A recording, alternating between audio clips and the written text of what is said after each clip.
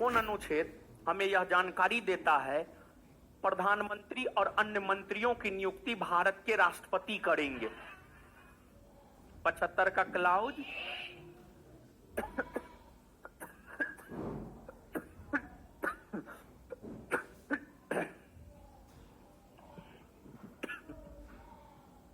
प्रधानमंत्री और अन्य मंत्रियों की नियुक्ति कौन करते हैं? भारत के, यानी प्रधानमंत्री और केंद्रीय मंत्री परिषद के मंत्री नियुक्त होते हैं या निर्वाचित क्या होते हैं? अच्छा, अन्य मंत्रियों की नियुक्ति भारत के राष्ट्रपति किसकी सलाह पर करते? प्रधानमंत्री। अन्य मंत्रियों की नियुक्ति भारत के राष्ट्रपति किसकी सलाह पर करते? अन्य मंत्रियों की नियुक्ति भारत के राष्ट्रपति किसकी सलाह पर करते? किसकी सलाह पर? प्रधानमंत्री। कौन अनुच्छेद हमें यह जानकारी देता है केंद्रीय मंत्री परिषद के मंत्री व्यक्तिगत तौर पर राष्ट्रपति के प्रति उत्तरदायी? 75 का क्लाउज। तो केंद्रीय मंत्री परिषद का मंत्री व्यक्तिगत तौर पर किसके प्रति उत्तरदायी? राष्ट्रपति ना। केंद्रीय मंत्री परिषद के मंत्री को कौन पद से हटाता है? भारत के राष्ट्रपति। केंद्रीय मंत्री परिषद के मंत्री को पद से कौन हटाता है? भारत के राष्ट्रपति। केंद्रीय मंत्री परिषद के मंत्री को पद से कौन हटाता है? भारत के। किसकी सलाह पर? प्रधानमंत्री के। तो केंद्रीय मंत्री परिषद के मंत्री को राष्ट्रपति किसके सलाह पर हटाता है? प्रधानमंत्री के सलाह। कौन अनुच्छेद यह जानकारी देता है केंद्रीय मंत्री परिषद सामूहिक तौर पर लोकसभा के प्रति उत्तरदायी? 75 का क्लाउज। तो कौन अनुच्छेद हमें यह जानकारी देता है कि केंद्रीय मंत्री परिषद सामूहिक तौर पर लोकसभा के प्रति उत्तरदायी है? 75 का क्लाउज। 75 का क्लाउज 3। तो केंद्रीय मंत्री परिषद सामूहिक तौर पर किसके प्रति उत्तरदायी है? किसके प्रति? मंत्री के शपथ को लेकर जानकारी कौन अनुच्छेद देता?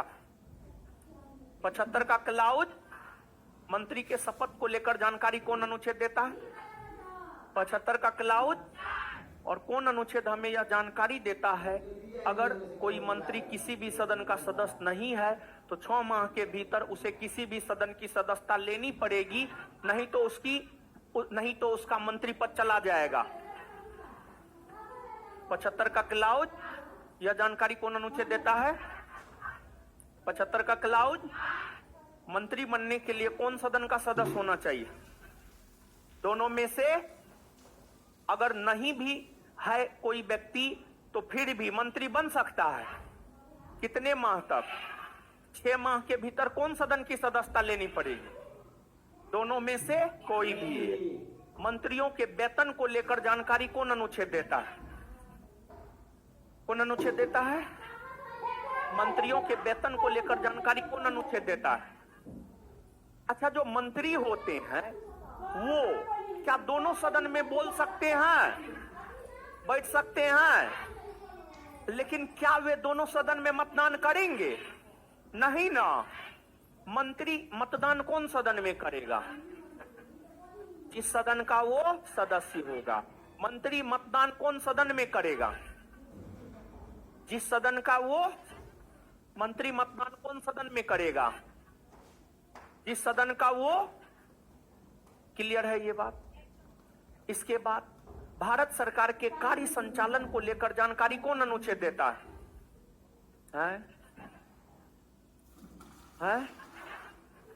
77। भारत सरकार के कार्य संचालन को लेकर जानकारी कौन अनुच्छेद देता है? भारत सरकार का कार्य किसके नाम से किया हुआ कहलाता है? किसके नाम से? तो केंद्रीय मंत्री परिषद खत्म हो गया। आप पढ़े थे, आगे भी आप पढ़ लीजिएगा घर पे जाकर। आगे अब हम आपको महान्यायवादी के बारे में बतला रहे हैं। और